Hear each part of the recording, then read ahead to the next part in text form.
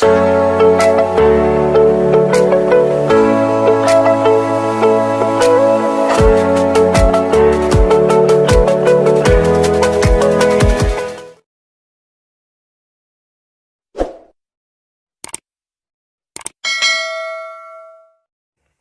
dalam bahasa Arab maknanya al-khot'u, yang artinya potongan, yaitu potongan yang baik. Sedangkan khordul hasan adalah suatu interest free financing.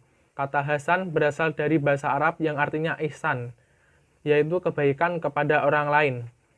Jadi, khordul hasan yaitu jenis pinjaman yang diberikan kepada pihak yang sangat memerlukan untuk jangka waktu tertentu tanpa harus membayar bunga atau keuntungan. Rukun dalam pembiayaan khordul hasan. Yang pertama adalah sigot, merupakan bentuk akad ijab dan qabul. Yang kedua adalah akhidain. Akhidain merupakan dua pihak yang melakukan transaksi, yaitu pemberi utang atau yang disebut muhrid, dan peminjam yaitu muhtarid. Adapun syarat-syarat bagi pengutang adalah merdeka, balik, berakal, sehat, dan pandai. Kemudian yang ketiga adalah harta yang diutangkan. Harta yang diutangkan itu memiliki syarat sebagai berikut. Yang pertama, harta yang berupa padaan.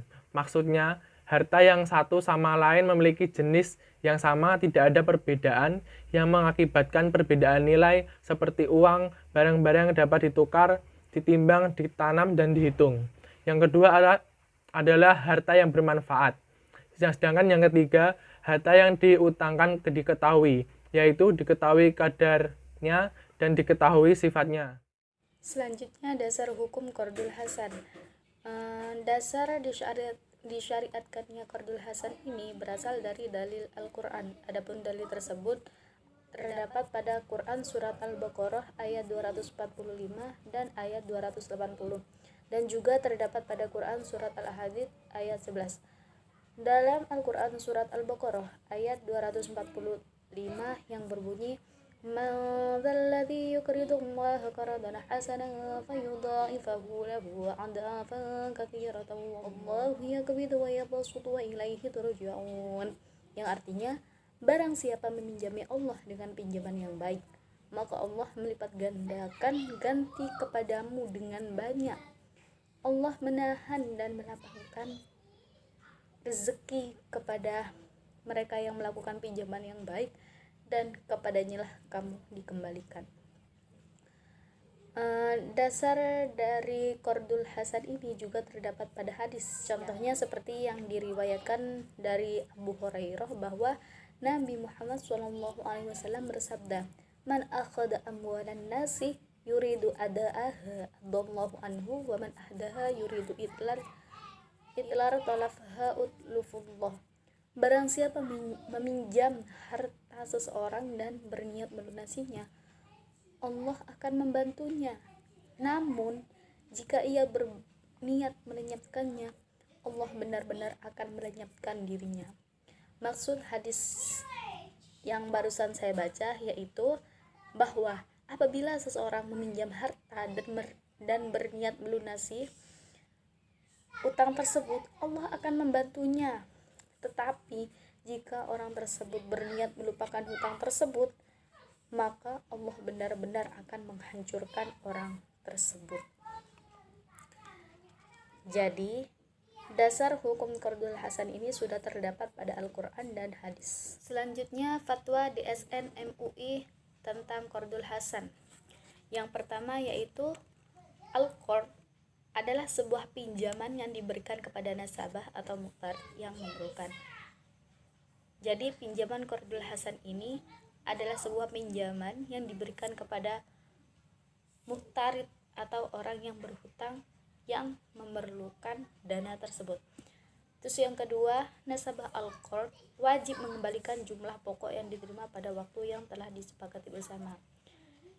Jadi muqtarid tersebut jika sudah jatuh tempo, maka muqtarid wajib mengembalikan jumlah pokok tanpa ada tambahan kepada mukrid atau orang yang memberikan pinjaman. Terus yang ketiga, biaya administrasi dibebankan kepada nasabah. Kan biasanya kalau kita ke bank ada biaya administrasi misalnya 1.000, 2.000. Nah, itu ditanggung oleh nasabah. Selanjutnya yang nomor 4 yaitu LKS atau Lembaga Keuangan Syariah dapat meminta jaminan kepada nasabah bila mana dipandang perlu.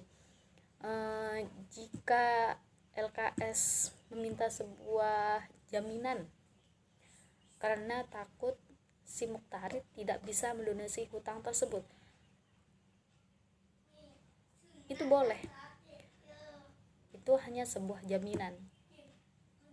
Jadi ini untuk jaga-jaga kalau memang muktarid tidak bisa bayar. Nah, dari jaminan tersebut bisa dimiliki sepenuhnya oleh LKS.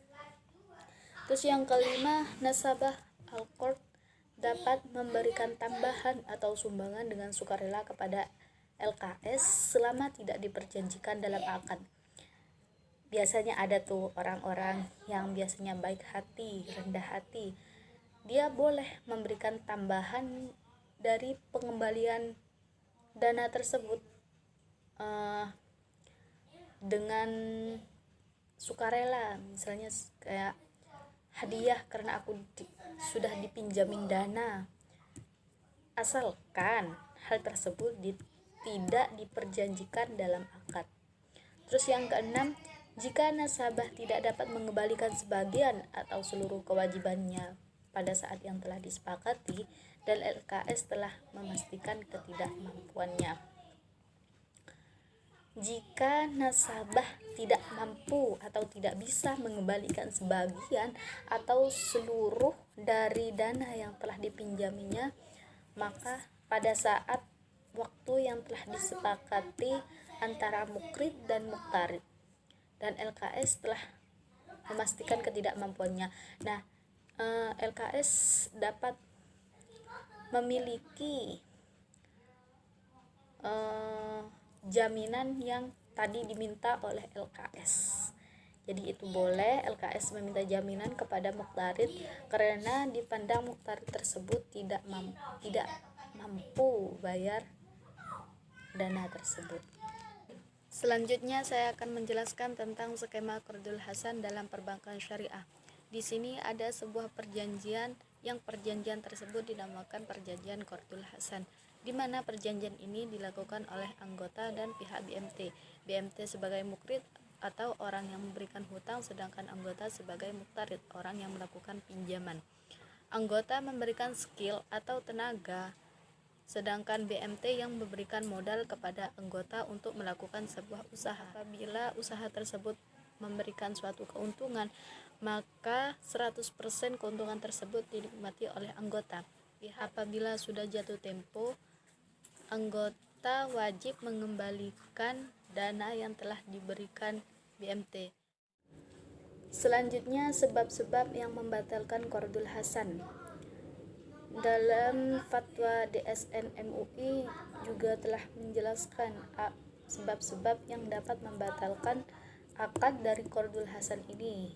Yang pertama, dalam hal nasabah tidak menunjukkan keinginan mengembalikan atau sebagian atau keseluruhan kewajibannya dan bukan tidak kemampuannya, LKS dapat menjatuhkan sanksi kepada nasabah. Jika nasabah tersebut tidak mau bayar hutang kepada LKS atau mukrid yang telah memberikan pinjaman kepada muktarid, baik itu pengembalian setengahnya atau keseluruhannya, maka LKS berhak menjatuhkan sanksi kepada mukrid tersebut. Itu boleh, karena di mana-mana hutang adalah hutang harus dibayar.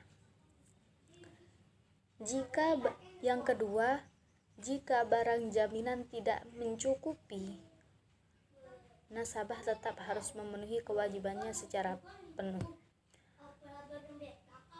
Kan tadi sudah dijelaskan kalau LKS dapat meminta jaminan kepada mukrid jika dipandang muktarid tidak mampu membayar dana yang telah dipinjamnya. Tetapi jika jaminan tersebut kurang dari nilai dana yang muktarib pinjam, muktarib wajib menambah dana untuk memenuhi dana yang sudah dipinjamnya. Misalnya muktarib meminjam 10 juta, dia memberikan jaminan seharga 5 juta.